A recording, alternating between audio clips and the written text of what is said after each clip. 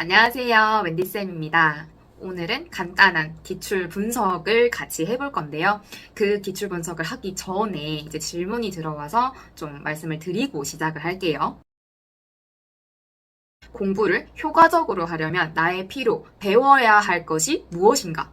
그리고 자원, 시간, 비용, 노력, 그런 자원이 무엇인가 이 두 개를 파악을 해서 적절히 선택하고 배분하는 게 필요하다고 생각을 하거든요. 그러니까 효율적인 공부를 하기 위해선 필요한 거를 충족하기 위해서 이 자원을 잘 활용을 해야 되는 거죠. 저의 그 당시의 필요, 배워야 할 것이 무엇인가는 논술 작성법이랑 채점 방법이었어요. 그러면 저의 이제 시간, 그리고 돈, 그리고 뭐 노력, 이런 에너지는 정해져 있으면 그거를 딱 알차게 뽑아먹고 와야 되는데 직강이 생각보다 그 이외의 것들이 많이 오는 거예요. 왜냐면은 인강처럼 대속을 할 수가 없고 또 건너뛰기가 안 되는 그런 상황이 있고 또 직강을 갔는데 제가 생각한 것과 좀 다르게 흘러가는 것도 좀 있었거든요. 그래서 그 당시에 7월부터 11월까지 매주 금요일마다 거의 하루를 썼어요. 왔다 갔다 2시간이었고 또 거기에 있는 시간이 아침 한 9시부터 오후 5, 6시까지 있었는데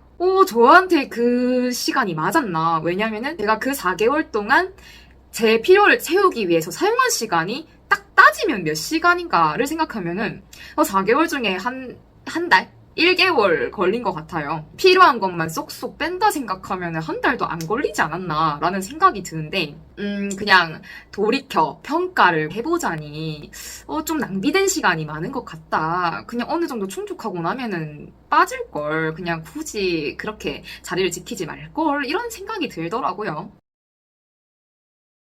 근데 저는 가야 하는 또 상황이었어요. 그러니까 제 상황. 좋은 기회가 왔어요. 제가 부산 사람인데, 부산에 제가 듣는 그 교수님의 직강이 열린다는 거예요. 마침. 근데 만약에 그 교수님께서 이 부산에 안 오셨더라면 내가 서울로 갔을까?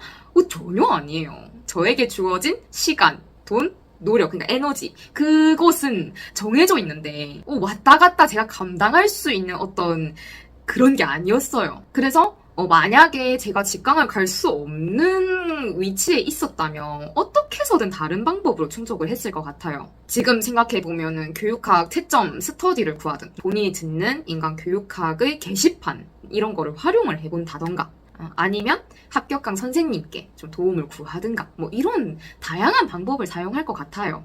저의 그냥 개인적인 경험만 말씀을 드리는 거잖아요. 그래서 선생님들의 필요 그리고 선생님들의 자원은 선생님들이 제일 잘 아세요. 그래서 충분히 저는 그 당시에 이런 생각도 없이 그냥 묻지도 말고 따지도 말고 그냥 고 했거든요.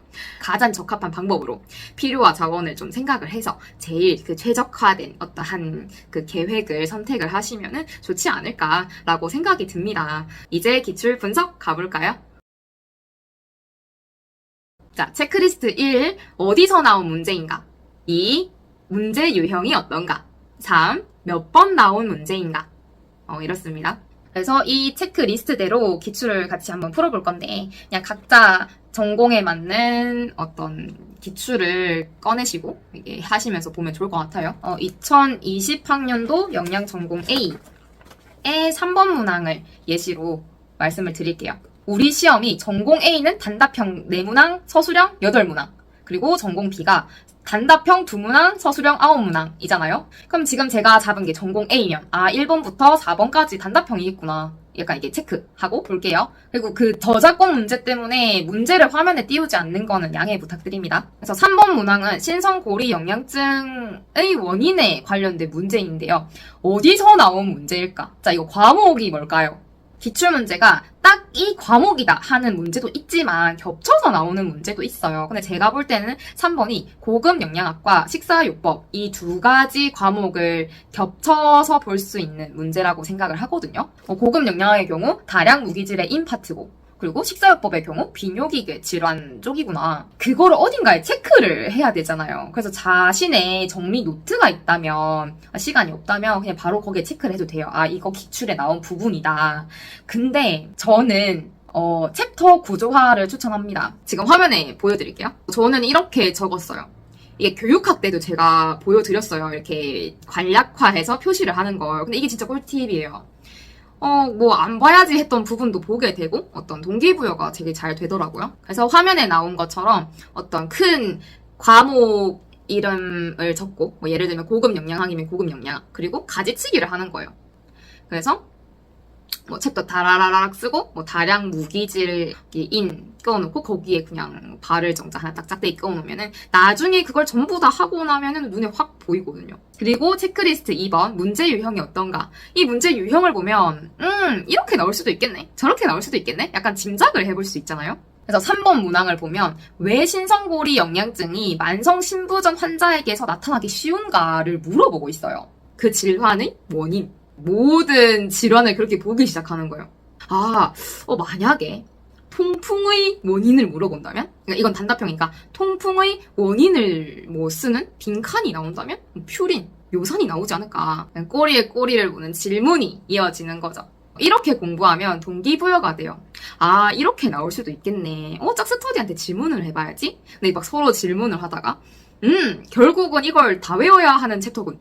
이러면은 다 외워야 하나? 이렇게 가기는 하는데 그래도 기출 보면 좀 빨리 익히는 것 같아요. 왜냐면 제가 기출을 안 보고 이론을 공부할 때는 그냥 보이는 대로 알려주는 대로 막 그냥 다 받아 적었거든요. 어떤 정리 노트가 있었으면 타이핑을 할 때는 그냥 다 받아 적었는데 이 기출을 한번 보고 나니까 계속 추려지는 거예요. 그 타이핑 했던 것도 추려지고 어떤 좀 간략한 단어들로 정리가 되고 이유를 쓸 수 있는 그런 원인을 쓸 수 있는 것들로 정리가 돼서 좀 더 어떤 시험에 최적화된 스타일로 바뀌어간 게 아닌가라는 생각이 듭니다. 그리고 체크리스트 3번 몇 번 나온 부분인가? 이거는 처음에 할 건 아니에요. 그러니까 체크리스트이지만 문항은 보통 처음에는 1, 2, 1, 2, 1, 2만 하다가 체크리스트 기출 1회전을 다 했을 때 3번을 보면 좀 도움이 되는데요. 몇 번 나온 부분인가? 얼마나 중요한가죠, 사실. 제 구조화를 보니까 식품위생의 경우는 너무 눈에 띄게 그 해썹 부분이 너무 많이 나온 거예요. 그래서 보기 싫은데 뭐 기출 많이 나왔으니까 어떻게든 이거는 좀 알고 있어야겠네. 뭐 이런 식으로 공부를 했습니다. 자, 단답형 3번 문항으로 봤으니까 이제 서술형으로도 한번 볼게요.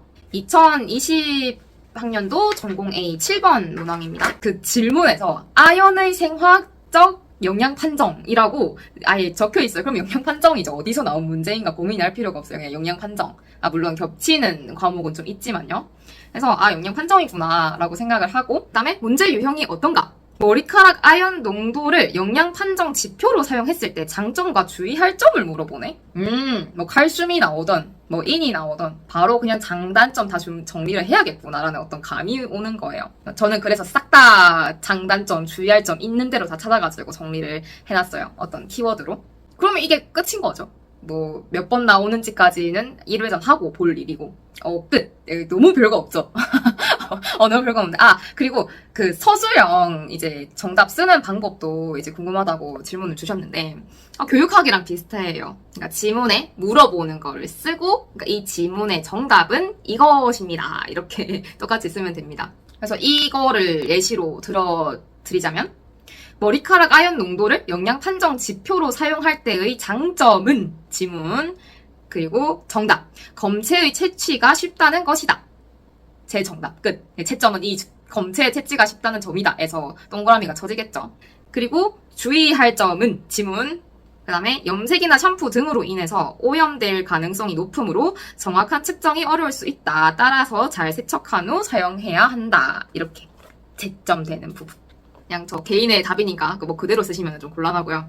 정답을 찾아서 쓰시면 좋겠습니다. 자, 여기까지입니다. 기출 분석을 좀 제가 했던 방법대로 알려드리자고 정리를 해보니 체크리스트 3가지가 나왔는데요.